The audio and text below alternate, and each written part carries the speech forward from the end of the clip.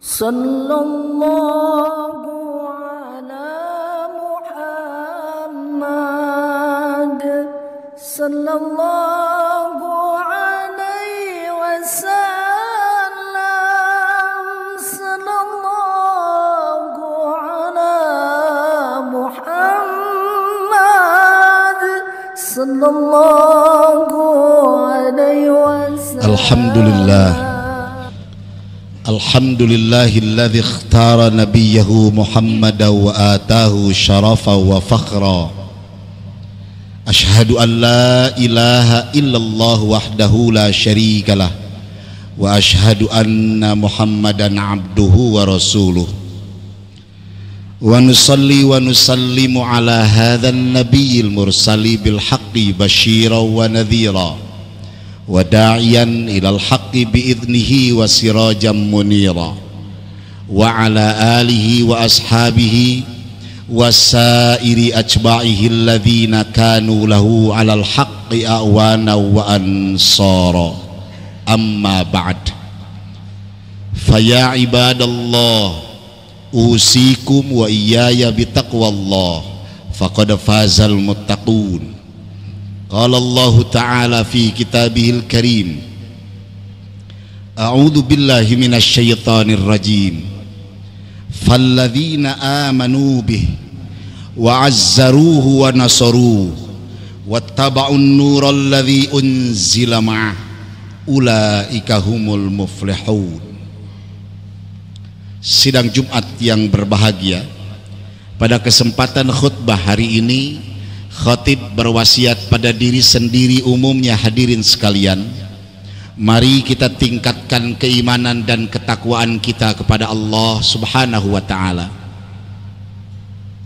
dengan banyak-banyak bersyukur atas nikmat, dan khususnya lebih dalam berusaha senantiasa berupaya untuk menumbuh suburkan mahabbah, rasa cinta kita kepada baginda Nabi besar Muhammad sallallahu alaihi wasallam. Di antara miliaran umat manusia, alhamdulillah kita wajib bersyukur karena dijadwalkan sebagai umat Islam. A'dhamun ni'am al-iman wal Islam. Sebesar-besar nikmat yang Allah berikan kepada kalian itu adalah nikmat iman, nikmat Islam, nikmat kita bernabi kepada Nabi Muhammad sallallahu alaihi wasallam.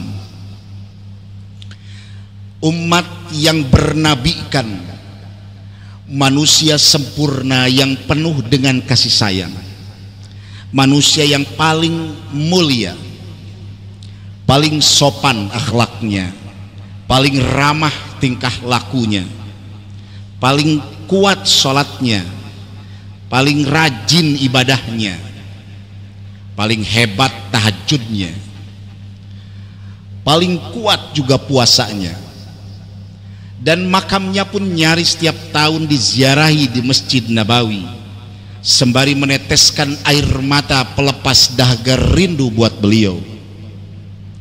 Beliau adalah baginda Nabi besar Muhammad sallallahu alaihi wasallam. Diakui atau tidak, hadirin, kita berhutang jasa kepada Rasulullah sallallahu alaihi wasallam. Dunia 15 abad yang lalu adalah dunia yang gelap gulita di berbagai penjuru, gelap gulita di berbagai aspek kehidupan.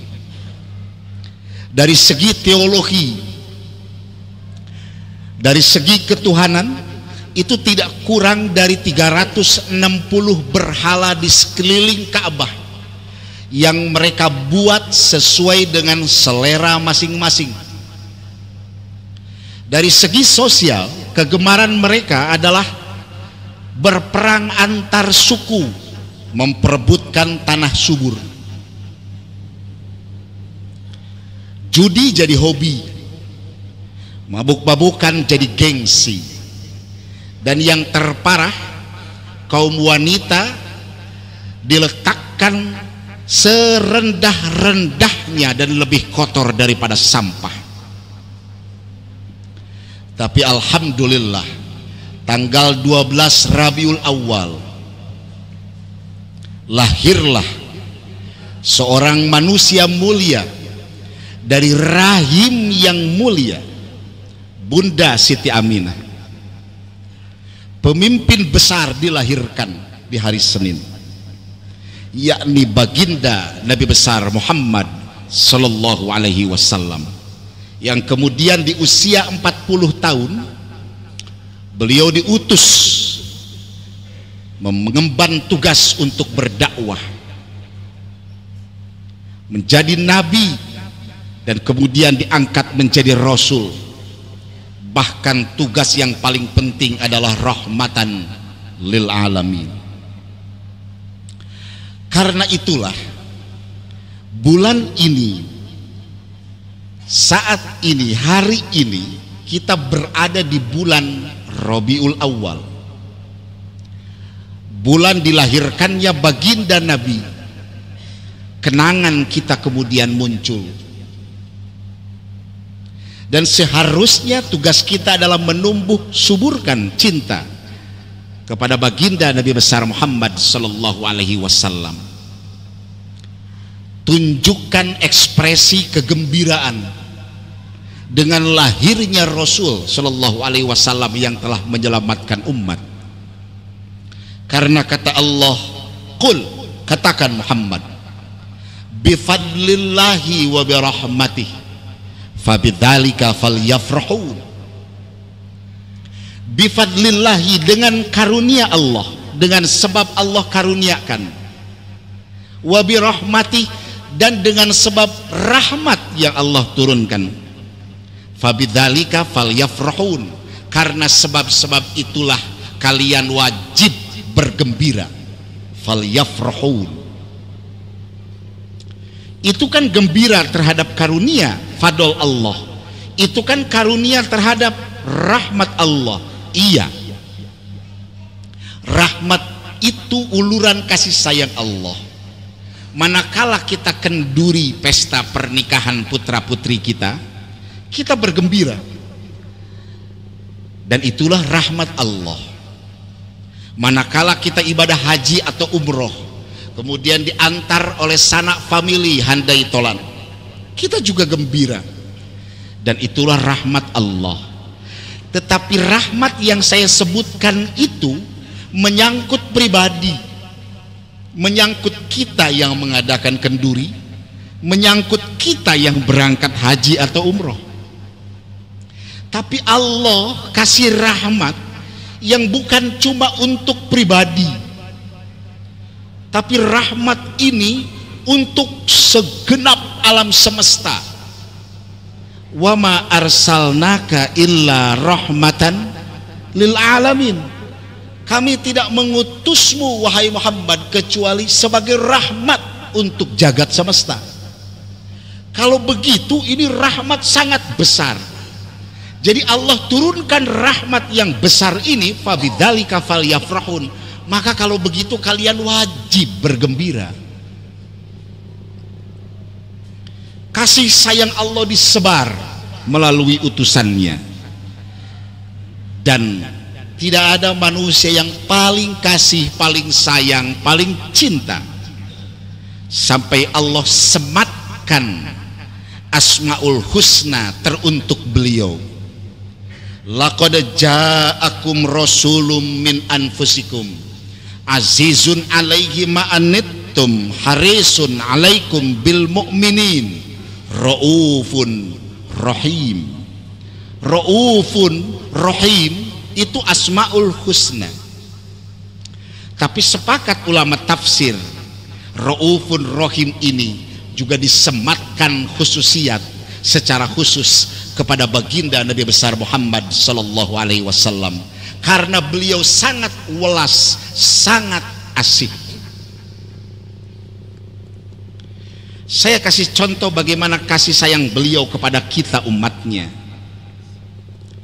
Saat beliau mendekati ajal, wafat, Itu yang diingat bukan keluarga, istri atau putrinya, buah hati belahan jantungnya, bukan entah kekayaan atau mungkin kalau kita deposito. Rasul tidak mengingat itu, tapi Rasul mengingat ummati, ummati. Bahkan ketika malak Israel hendak mencabut nyawa, baru sedikit saja Rasul merasakan miris, merasakan nyeri, sakit.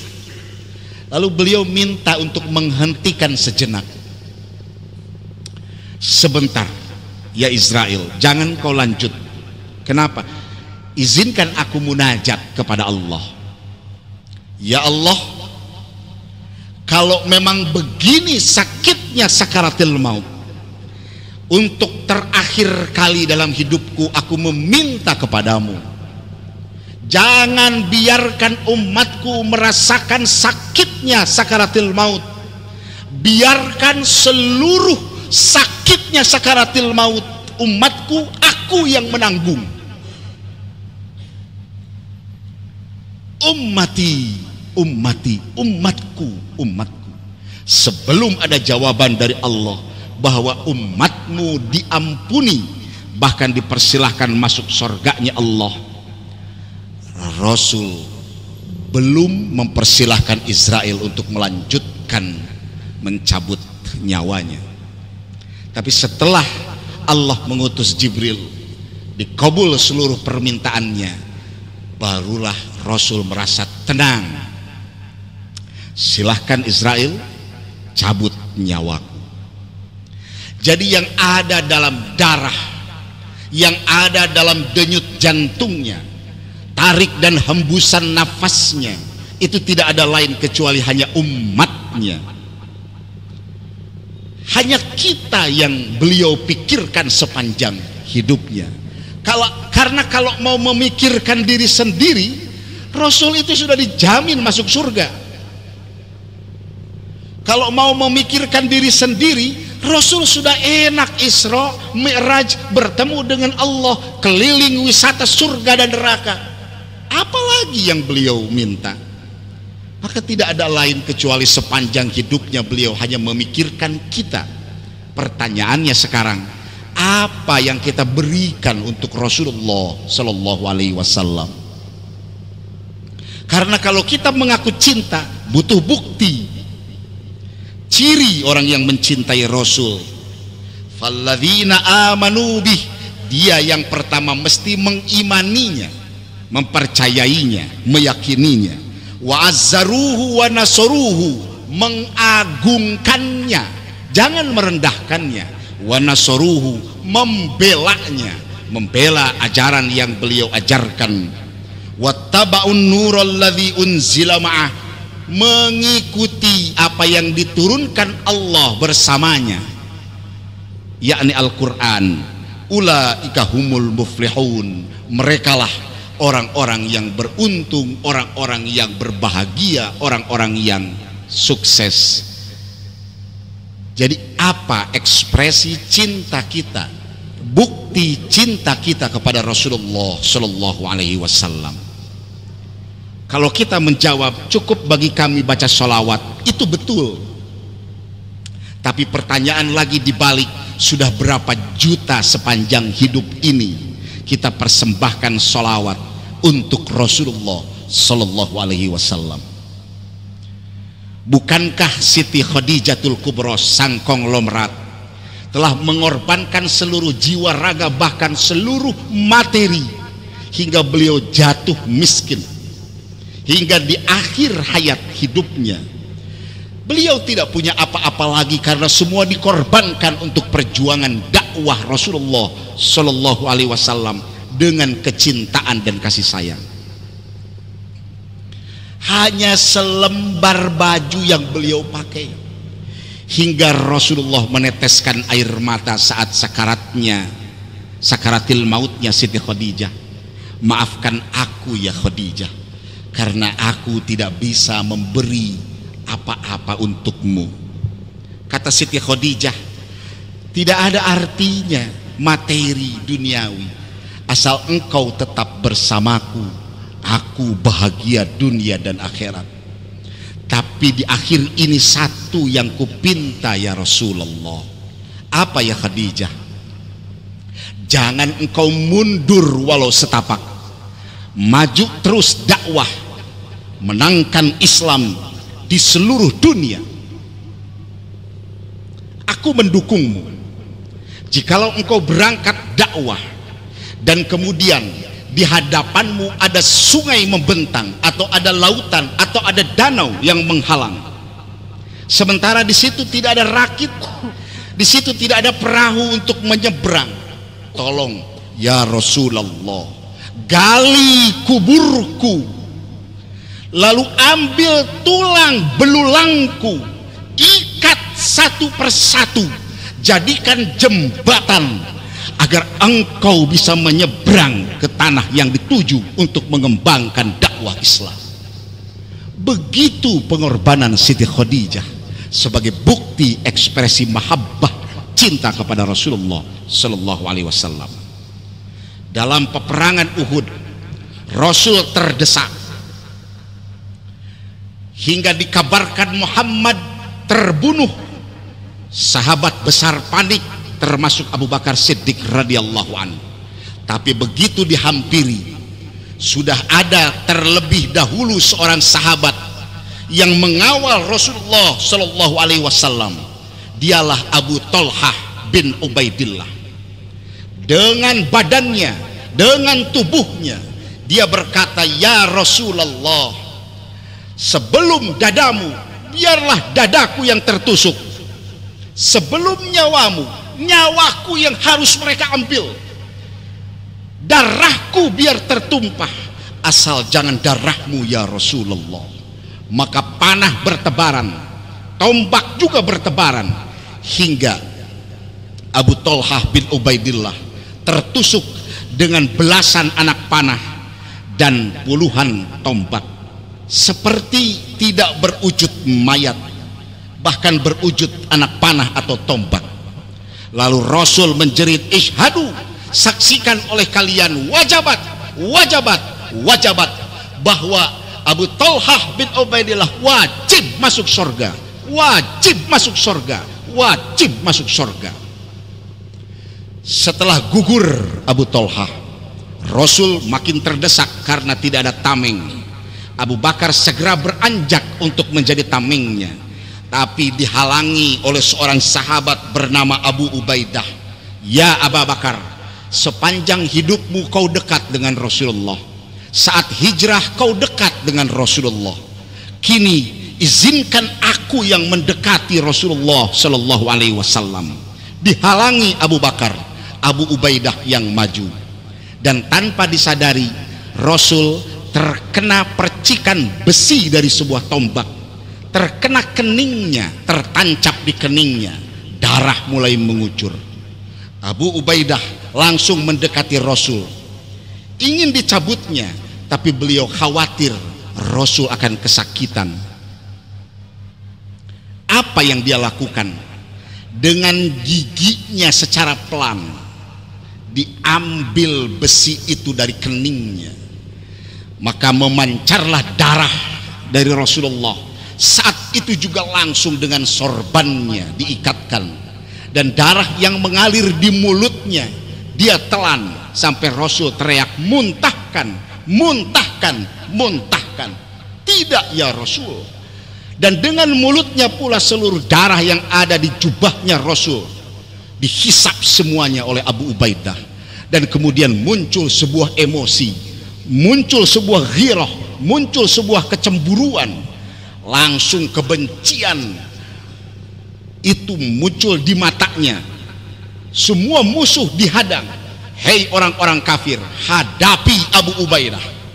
Maka dihantam semua musuh dengan pedangnya tanpa ada rasa takut, hingga Rasulullah pun berteriak, "Saksikan oleh kalian, kalau kalian pengen tahu penghuni surga tapi masih hidup, itulah Abu Ubaidah." Begitu pengorbanan para sahabat untuk membuktikan cintanya kepada Rasulullah Shallallahu Alaihi Wasallam.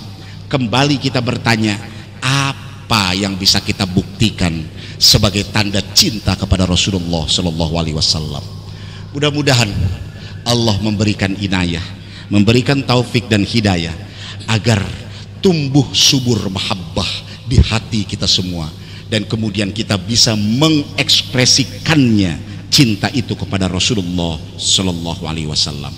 Barakallahu li wa lakum fil Qur'anil azim wa nafa'ani wa iyyakum bima fihi minal ayati wa dzikril hakim wa taqabbala minni wa minkum tilawatahu innahu huwal ghafurur rahim.